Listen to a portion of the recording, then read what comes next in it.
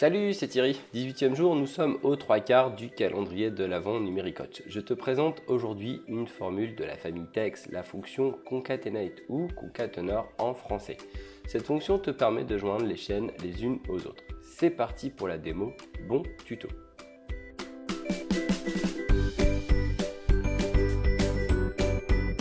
Bienvenue dans ce Google Tableur composé de quelques exemples pour découvrir la formule. Commençons par regarder la syntaxe de la formule dans le centre d'aide de Google Tableur. Concatenate permet de joindre des chaînes de caractères les unes aux autres. Ici, tu dois également espacer les arguments par des points-virgules. Dans le premier exemple, ici, ligne 1, je vais utiliser une formule proche, égale concat, qui permet juste de joindre deux arguments, uniquement deux. Comme vous le voyez ici, on ne peut pas rajouter d'espace entre le code postal et la ville. Sur la ligne 2, passons tout de suite à la formule concateneur, en français. Je vais donc joindre des chaînes de caractères et à l'aide de espaces entre guillemets, je rajoute des espaces dans cette jonction. Sur la ligne 3 et suivante, je souhaite assembler les trois éléments pour fabriquer une adresse email composée d'un prénom, d'un nom et d'un domaine. J'utilise donc la fonction concatenate, déjà pré-remplie, pour gagner du temps.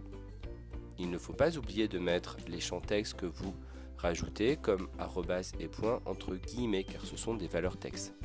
Il ne reste plus qu'à tirer vers le bas en cliquant dans le coin inférieur droit, c'est-à-dire sur la poignée de recopie. Il est possible de concaténer des chiffres, des lettres, des caractères spéciaux, des dates, des cellules. La fonction inverse est split. Split divise un texte autour d'une chaîne ou d'un caractère donné et place chaque fragment dans une cellule distincte de la ligne. N'oublie pas de préciser le délimitateur entre guillemets, ici un espace. Tu peux aussi pour splitter utiliser le menu Données, scinder le texte et ensuite choisir le délimitateur.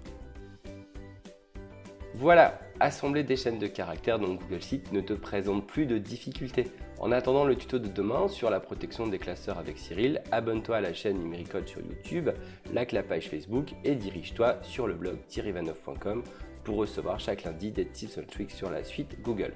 As-tu bien partagé ces vidéos autour de toi? Merci et à bientôt!